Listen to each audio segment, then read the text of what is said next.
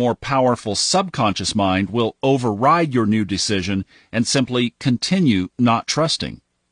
Because reality creation is a matter of trust, belief, and faith, let's now examine how to build those qualities.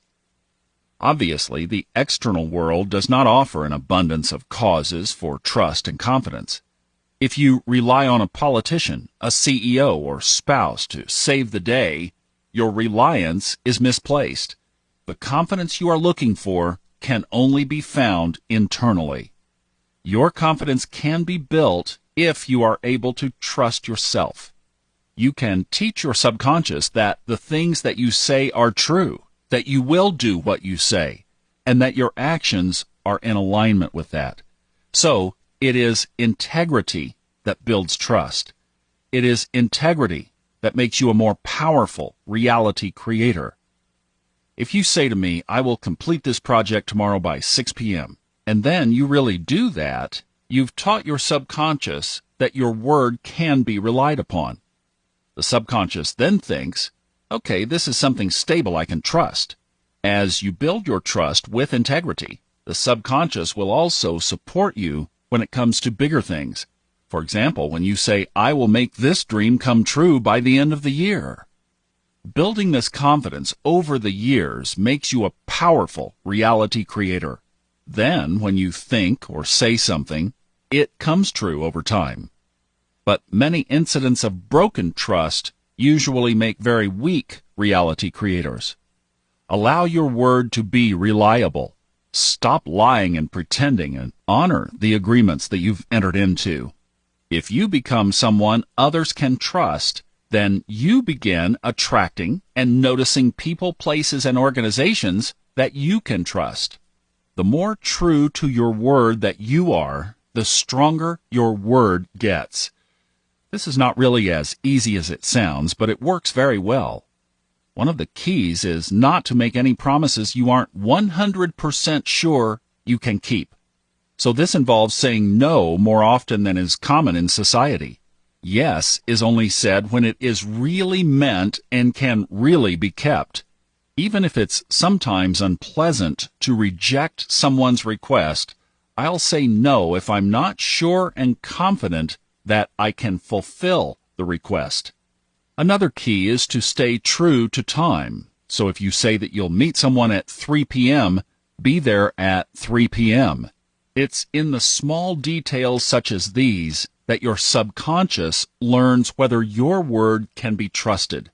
This is something that you ask of yourself, not necessarily of others, unless you are their coach or their mentor. Expecting others to be 100% true to their word will only make you frustrated. I see and hear people break their word every day, and they're not even conscious of it. One says, I'll write the email to you later this evening, and he doesn't. Another assures, I'll transfer the money on Monday, and she doesn't. People will say, I absolutely enjoyed that movie, and they don't mean it. They'll say, I will do the exercise every morning for the next 4 weeks, but don't. This is not so much your problem, it's theirs. By being untrue, inauthentic, and without integrity, people weaken themselves. They take the wind right out of their sails.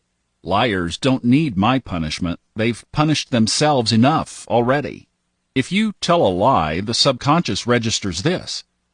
So his words don't necessarily have anything to do with reality.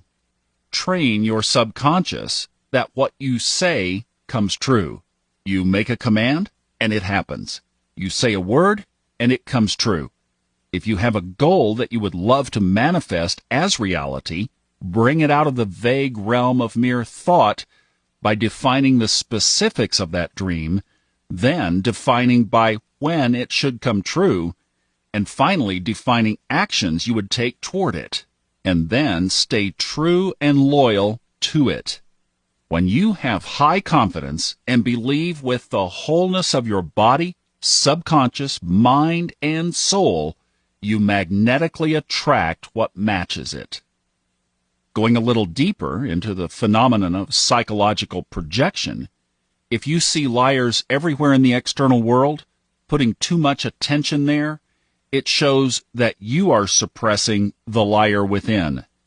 That's how I secretly know that people who are continually telling me about the evils of other people, the evils of various neighbors, colleagues, customers, ex-spouses, enemies, governments, organizations, corporations, and religions, are not to be trusted. I never do business with people who see evil everywhere. It's one of the more obvious alarm bells. I'm not saying that these evils don't exist. However, it takes one to know one, and someone who has his attention focused on lies too often is suppressing his own non-integrity instead of owning it. Whatever is present but suppressed in oneself is projected onto the external world. Therefore, only a liar notices liars everywhere, and so he blames all those liars and evil people without even seeing his own untrue ways and weaknesses. If, on the other hand, someone sees grace, beauty, and truth all over the place, it's because he or she is that way. These people tell me all about those great neighbors, colleagues, customers, spouses, organizations, etc., and I know that they are projecting their own greatness. You see the world as you are. If you think the world is boring, then you are. If you think the world is falling apart, chances are high that your own life is falling apart. And if you think that God is a punishing and aggressive being, then you are. You may not see it or be aware of it, but being punishing and aggressive is stored in your own subconscious, and you've projected it onto what you think God is. If you think that God is a loving and caring being, then you are. You may not see it or be aware of it, but being loving and caring is stored in your subconscious. If you think that the universe is full of life and fantastically interesting and amazing places, it's because you have such places within.